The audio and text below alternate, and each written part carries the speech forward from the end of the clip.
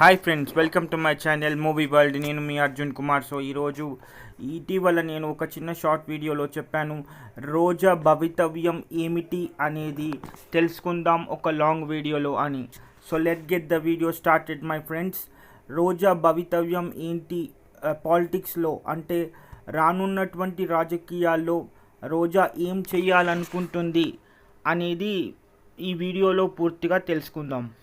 అసలు విషయం ఏంటంటే, రోజా ఎందుకు ఇలా మారిపోయింది, చివరికి ఇంత ఘోరంగా ఓడిపోవటానికి కారణాలేంటి అనేది ఈ వీడియోలో విశ్లేషించాలి.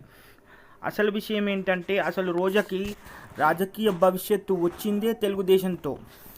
అప్పుడు రాజకీయ భవిష్యత్తు వచ్చిన సందర్భంలో అప్పుడు మనకు ఏ పరిస్థితుల్లో ఉన్నా కానీ అప్పుడు కాంగ్రెస్ గవర్నమెంట్ని అమ్మనా బూతులు తిట్టి బాగా ఫేమస్ అయ్యింది. అంటే అక్కడి నుంచే బూతులు స్టార్ట్ అయ్యాయి అనుకోండి. కానీ అప్పుడు చంద్రబాబు నాయుడు గారికి రైట్ హ్యాండ్గా ఉండి చాలామందిని తిడుతూ పాపులర్ అయ్యింది. రెండుసార్లు తెలుగుదేశంలో పోటీ చేసినా కానీ తాను ఓడిపోవడంతో ఆ తర్వాత వైఎస్ రాజశేఖర రెడ్డి గారు చనిపోవడము, ఆ తర్వాత జగన్ వేరే పార్టీ పెట్టడము, ఇక్కడ ఎలాంటి పరిస్థితులు లేకపోవడం వల్ల తాను పార్టీ మారి కొడాలి నాని లాంటి వాళ్ళతో సపోర్ట్ తీసుకుని, లేకపోతే జగన్ సపోర్ట్గా ఉంటూ తన తండ్రి చనిపోయినప్పుడు తనను చాగా వెనకేసుకుంటూ వస్తూ కొన్ని వీడియోలు చేస్తూ జగన్ కళ్ళలో పడి తెలుగుదేశం పార్టీని తిట్టడం స్టార్ట్ చేసి వైఎస్ఆర్సీపీ కండువా కప్పుకుంది. అక్కడి నుంచి రోజా భవిష్యత్తు రాజకీయాల్లో ప్రారంభమైందని చెప్పాలి.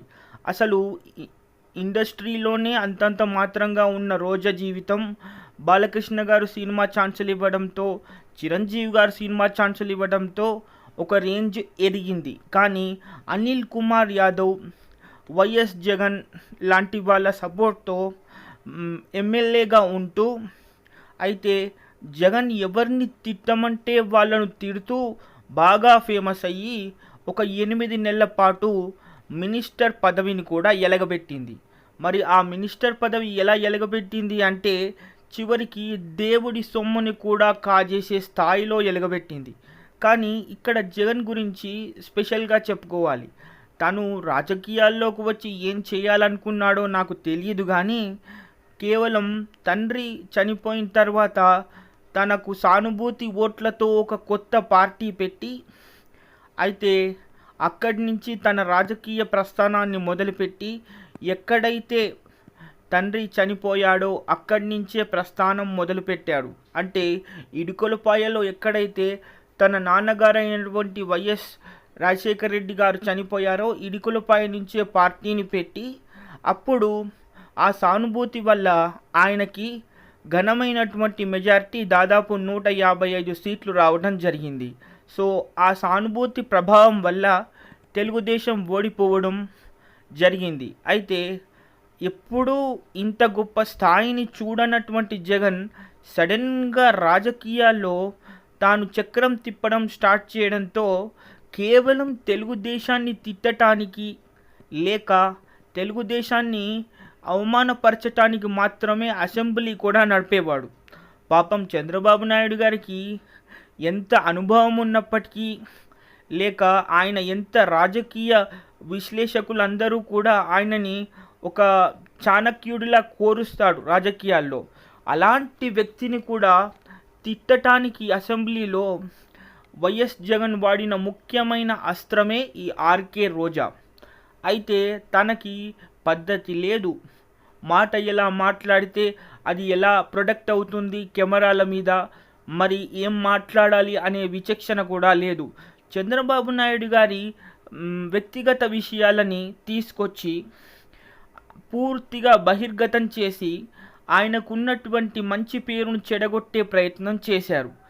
సో ఇన్ని సంవత్సరాల రాజకీయం చరిత్ర ఉన్నటువంటి చంద్రబాబు నాయుడు గారి జీవితం ఎలా అయిపోయింది అంటే, ఇలాంటి అవమానకరమైనటువంటి అసెంబ్లీలో నేను ఉండను, ఇది గౌరవ సభ కాదు కౌరవ సభ, ఇలాంటి సభలో నేను ఉండను అని వెళ్ళిపోవాల్సిన పరిస్థితి.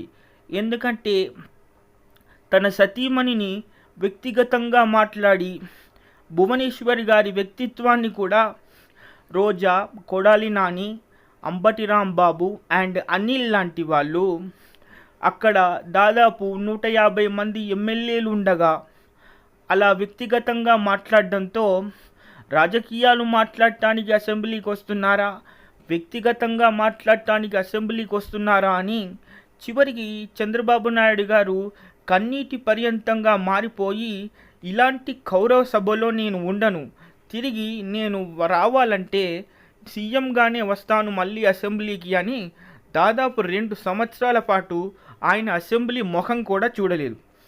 అది కూడా ఈ రోజా చలువే అని చెప్పాలి. ఎందుకంటే ప్రతి విషయాన్ని నవ్వుతూ తీసుకునే జగన్ ఆయన ఎన్ని బాధలు పడ్డా కూడా నవ్వుతూనే ఉన్నాడు. అలాంటి అప్పుడు పవన్ కళ్యాణ్ గారు ఒక బ్రహ్మాస్త్రంలా దొరికారు ఈ కూటమిని ఏర్పాటు చేసుకోవటానికి. అయితే ఎప్పటి నుంచో జగన్ మీద ఉన్నటువంటి విమర్శలన్నిటినీ కూడగట్టుకుని 2019లో తొలిసారిగా పార్టీ పెట్టినటువంటి మన డిప్యూటీ సీఎం ప్రస్తుతం అయితే మన పవర్ స్టార్ పవన్ కళ్యాణ్ గారు జనసేనని స్థాపించడం జరిగింది. ఆ సందర్భంలో ఆయనకి ఓటమి ఎదురైంది. ఎందుకంటే అప్పుడు కొత్తగా వచ్చిన పార్టీ 2018, 2019లో వచ్చినటువంటి కొత్తగా పార్టీ. సో ఎవరు ఆయన్ని నమ్మలేదని చెప్పాలి. ఆయన ఓడిపోవడం జరిగింది. గెలిచిన ఒక సీట్ని కూడా ఇక్కడ వైఎస్ఆర్సీపీ తిరిగి తీసుకోవడం జరిగింది. ఆయన ఒకడే ఒక సైన్యంగా దాదాపు 10 సంవత్సరాల పాటు పార్టీని నడుపుకోవటానికి చివరికి తన ఆస్తులు కూడా అమ్ముకొని తాను ప్రజల కోసం నిలబడే పరిస్థితి ఏర్పడింది మన పవన్ కళ్యాణ్ గారికి. అలాంటి సమయంలో ఇక్కడ రోజా పన్నాగాలు పన్నింది, కొడాలి నాని పన్నాగాలు పన్నాడు అండ్ బ్రదర్ అనిలు ఇవన్నీ చెప్పినటువంటి మాటలన్నీ విని ఇప్పుడు చంద్రబాబు నాయుడు గారిని దాదాపు 58 రోజుల పాటు 3 సార్లు బెయిల్ రాకుండా చేసి కావాలని చంద్రబాబు నాయుడు గారిని జైల్లో పెట్టడం జరిగింది.